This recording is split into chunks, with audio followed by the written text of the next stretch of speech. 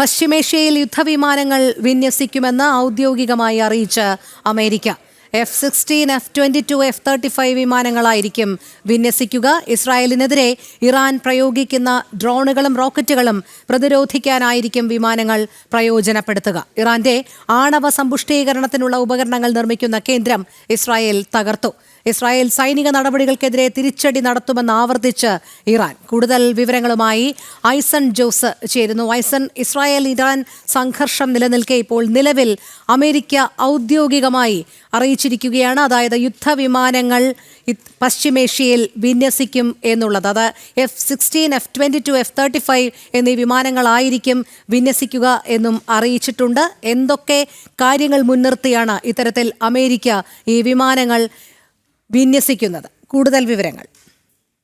രോഹിണി, ഈ വിമാനങ്ങൾ വിന്യസിക്കുന്നതിൻ്റെ ഉദ്ദേശം, അതായത് ഈ ഫൈറ്റർ ജെറ്റുകളെ വിന്യസിക്കുന്നതിൻ്റെ ഉദ്ദേശം നേരിട്ടൊരു യുദ്ധത്തിൽ, അതായത് ഇസ്രായേൽ ഇപ്പോൾ നടത്തുന്ന ഇറാനിൻ്റെ പരിധികളിൽ ആക്രമണം നടത്തുന്ന രീതിയിൽ പ്രതിരോധിക്കുന്നതിനോ അല്ലെങ്കിൽ ആക്രമണം നടത്തുന്നതിനോ അല്ല ഈ F-series വിമാനങ്ങളെ വിന്യസിക്കുക എന്നാണ് ഇപ്പോൾ അമേരിക്ക അറിയിച്ചിരിക്കുന്നത്. ഏതെങ്കിലും തരത്തിലുള്ള ആക്രമണം ഇറാൻ്റെ ഭാഗത്തു നിന്നുണ്ടാകുമ്പോൾ, അതായത് ഡ്രോണുകളും അതുപോലെയുള്ള മിസൈലുകളും ലോയിറ്ററിംഗ് അമ്യൂണിഷനും എല്ലാം തന്നെ പ്രയോജനപ്പെടുത്തിയുള്ള ഒരു ആക്രമണം ഇസ്രായേലിനെതിരെ നടത്തുമ്പോൾ അതിനെ പ്രതിരോധിക്കുന്നതിന്, അതായത് ഇസ്രായേലിൻ്റെ ഒരു ഡിഫൻസ് സംവിധാനത്തിൻ്റെ ഭാഗമായിട്ടായിരിക്കും ആവുക എന്ന ഔദ്യോഗികമായ അറിയിപ്പ് തന്നെയാണ് ഇപ്പോൾ ഉണ്ടായിരിക്കുന്നത്. ഈ ആക്രമണത്തിൽ അമേരിക്കയുടെ ഭാഗധേയം നിർണ്ണയിക്കുക, ഭാഗധേയം ഉണ്ടാക്കുക എന്ന ഒരു നിലപാടാണ് ഇപ്പോൾ അമേരിക്ക സ്വീകരിച്ചിരിക്കുന്നത്. ഡൊണാൾഡ് ട്രംപും ഇക്കാര്യം പ്രത്യക്ഷമായിട്ട് അല്ലെങ്കിലും പരാമർശിക്കുകയും അത് അംഗീകരിക്കുകയും ചെയ്യുന്നുണ്ട്. ഔദ്യോഗികമായി അറിയിക്കുന്നത് ഒരു 3 സൈനിക ഉദ്യോഗസ്ഥരുടെ ഒരു ബോഡി ഔദ്യോഗികമായ ഒരു വാർത്താക്കുറിപ്പിന് സമാനമായ രീതിയിൽ ഒരു കമ്മ്യൂണിക്കേഷനായി നൽകിയതായിരുന്നു. എന്നാൽ ഇത് സ്ഥിരീകരിക്കുന്നുണ്ട് ട്രംപ് എന്നതുകൂടിയാവുമ്പോൾ തീർച്ചയായും അധികം വൈകാതെ തന്നെ ആ ഒരു നീക്കത്തിലേക്ക്, അതായത് ഇറാൻ്റെ ആക്രമണം ഇസ്രായേലിനെതിരെ ഉണ്ടാവുകയാണെങ്കിൽ ഇസ്രായേലിനെ പ്രതിരോധിക്കാനുള്ള നീക്കങ്ങളുടെ ഭാഗമായാണ് ഈ ഫൈറ്റർ ക്രാഫ്റ്റുകൾ എത്തുന്നതെന്നാണ് അറിയാൻ സാധിക്കുന്നത്.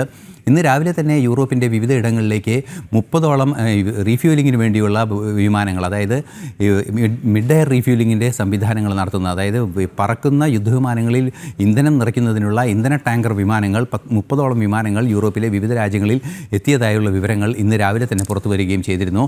ഇപ്പോൾ ഫൈറ്ററുകൾ എത്താനുള്ള സാധ്യതയുണ്ട്. അതുപോലെ തന്നെ നേരത്തെ നമുക്കറിയാവുന്നതാണ്, കടലിൽ നിന്നും ഒരു വലിയ സമുദ്ര സംവിധാനങ്ങൾ ഒരുക്കുന്നതിന്, സമുദ്ര സുരക്ഷാ സംവിധാനങ്ങൾ ഒരുക്കുന്നതിൻ്റെ ഭാഗമായി അമേരിക്കയുടെ വലിയ പടക്കപ്പലുകളിലൊന്ന്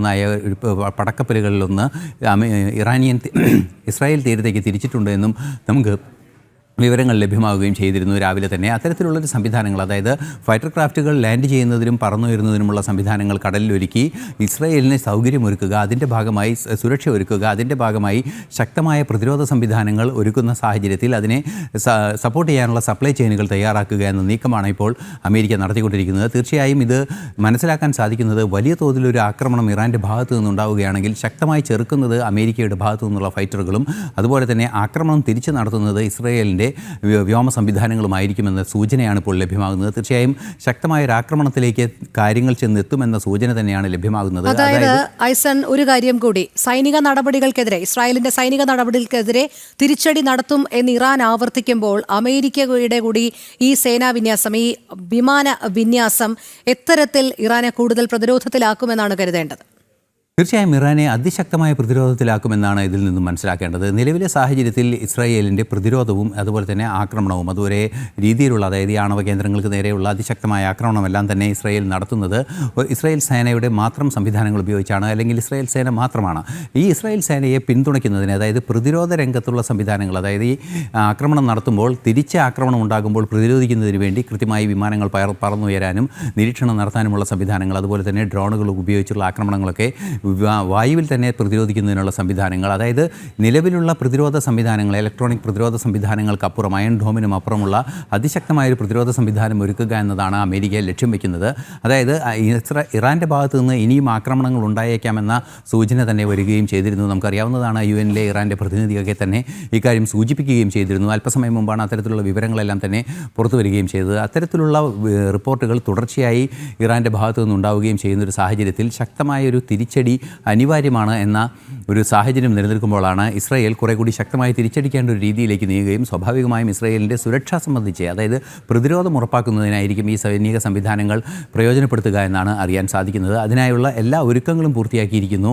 നേരത്തെ അറിഞ്ഞതുപോലെ കഴിഞ്ഞ ദിവസം ട്രംപ് കാനഡയിൽ നിന്നും G7 സമ്മേളനം ഒഴിവാക്കി വാഷിങ്ടണിലേക്ക് തിരിച്ചെത്തുന്നതിന് മുമ്പ് കൃത്യമായി പറഞ്ഞിരുന്നു, ഒരു വെടിനിർത്തലിന് വേണ്ടിയല്ല ഈ സമ്മേളനം റദ്ദാക്കി, സമ്മേളനത്തിലെ പ്രാതിനിധ്യം റദ്ദാക്കി വാഷിങ്ടണിലേക്ക് തിരിച്ചു പോകുന്നത് എന്ന് ട്രംപ് പറഞ്ഞിരുന്നു. അതിൻ്റെ അർത്ഥം കൃത്യമായി ഇപ്പോൾ മനസ്സിലാവുകയാണ്. അതായത് സൈനിക സംവിധാനങ്ങൾ കൃത്യമായി വിന്യസിച്ച് ഇസ്രായേലിന് പ്രതിരോധമൊരുക്കുന്നതിനുള്ള നീക്കങ്ങൾ നടത്തും. ഇസ്രായേൽ സേന ഇറാനെ ആക്രമിക്കുമ്പോൾ തിരിച്ച് ഇറാൻ്റെ ആക്രമണത്തിൽ നിന്നും ഇസ്രായേലിൻ്റെ സംവിധാനങ്ങളെയും ഇസ്രായേലിൻ്റെ അടിസ്ഥാന സൗകര്യങ്ങളെയൊക്കെ തന്നെ ഇലക്ട്രിസിറ്റി സംവിധാനങ്ങളാവാം, റോഡുകളും വിമാനത്താവളങ്ങളുമൊക്കെ കൃത്യമായി സംരക്ഷിക്കാനുള്ള നീക്കം ഉണ്ടാകും അമേരിക്കയുടെ ഭാഗത്തു നിന്ന് എന്നാണ് ഇപ്പോൾ അറിയാൻ സാധിക്കുന്നത്. ശരിയായി സർ. എന്തായാലും പശ്ചിമേഷ്യയിൽ യുദ്ധവിമാനങ്ങൾ വിന്യസിക്കും എന്ന് ഔദ്യോഗികമായി തന്നെ അമേരിക്ക അറിയിച്ചിരിക്കുകയാണ്. ഇത്തരത്തിൽ ഈ വിമാനങ്ങൾ വിന്യസിക്കുന്നത് കൊണ്ട് ഇസ്രായേലിനെതിരെ ഇറാൻ പ്രയോഗിക്കുന്ന ഡ്രോണുകളും റോക്കറ്റുകളും പ്രതിരോധിക്കാൻ ആയിരിക്കും ഇത് പ്രയോജനപ്പെടുത്തുക എന്നുള്ളതുമാണ് കരുതേണ്ടത്. ഐസൺ ജോസാണ് വിശദമായ വിവരങ്ങൾ നൽകിയത്.